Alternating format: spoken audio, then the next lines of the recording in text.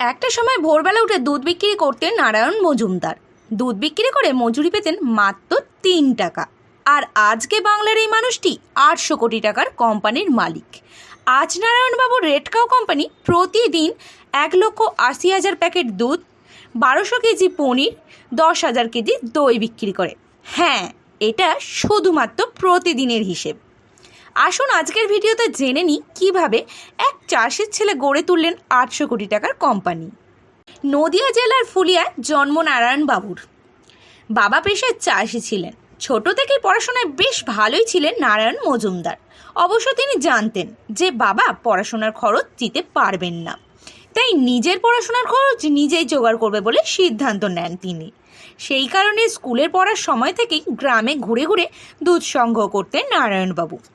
দুধ সংগ্রহ করে চলে যেতেন বাজারে ভোর ৫টা থেকে ৭টা। এই ২ ঘন্টা দুধ বিক্রি করতেন তিনি। যা রোজগার করতেন তার সমস্তটাই জমিয়ে রাখতেন।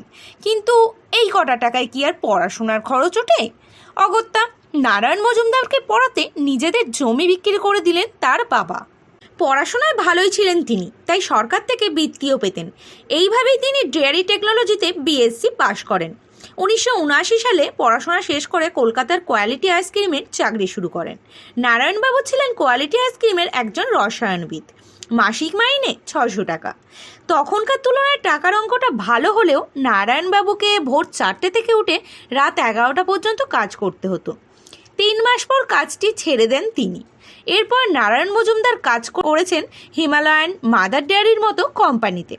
যদিও কোথাও তিনি ঠিকমতো স্থিত হতে পারেননি কারণ ছোট থেকেই নারায়ণ মজুমদার স্বপ্ন দেখতেন তার নিজস্ব একটা ডেয়ারি কোম্পানি হবে, কিন্তু সাহস পাচ্ছিলেন না। তাকে পড়াতে গিয়ে জমি বিক্রি করতে হয়েছে বাবাকে। ছেলের এখন দায়িত্ব চাকরি করে পরিবারের পাশে দাঁড়ানো। এই অবস্থায় সব কিছু ছেড়ে ছুড়ে ব্যবসায় নামতে যে কেউই ভয় পাবে। নারায়ণবাবুও ভয় পেয়েছিলেন, তাই মাদার ডেয়ারি ছেড়ে পাড়ি দিয়েছিলেন আরবে। সেখানে মাসিক ১৮,০০০ টাকা বেতন পেতেন তিনি। তার সত্ত্বেও দেশে ফিরে আসেন তিনি, যোগ দেন পুরানো কোম্পানিতে যোগ দেওয়ার সঙ্গে সঙ্গেই তিনি দুধের ব্যবসাতেও নামেন।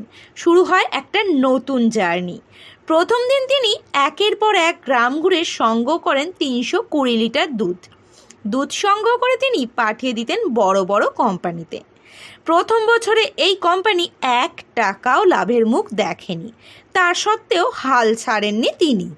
হাল না ছাড়ার ফল অচিরেই পান তিনি। পরের বছর আরামবাগে ১০,০০০ টাকার বিনিময়ে একটা ঠান্ডা ঘর ভাড়া নেন।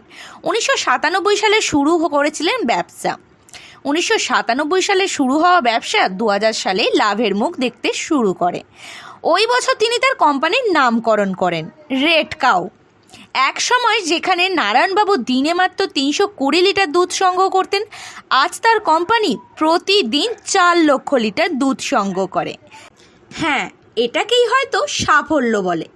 নারায়ণ মজুমদারের মতো মানুষ প্রমাণ করলেন যে পারিবারিক সম্পত্তি ছাড়াও একটা সফল ব্যবসা দাঁড় করানো যায়। এর সঙ্গে সঙ্গে তিনি এটাও বুঝিয়ে দিলেন যে বাঙালিরা চেষ্টা করলে ব্যবসা করতেই পারে। আমাদের সকলের পক্ষ থেকে আমরা নারায়ণ মজুমদারকে কুর্নিশ জানাই। আপনি ভালো থাকুন। এই ধরনের আরও ইন্টারেস্টিং ভিডিও পেতে আমার চ্যানেলটি সাবস্ক্রাইব করে পাশে থাকা নোটিফিকেশান বেলটা অল করে দিন, যাতে আমার নেক্সট ভিডিওর নোটিফিকেশান সবার আগে আপনার কাছে পৌঁছে যায়। তো আজকের মতো এই পর্যন্তই। দেখা হচ্ছে আবার নেক্সট ভিডিওতে। ততক্ষণের জন্য সকলে ভালো থাকুন, সুস্থ থাকুন।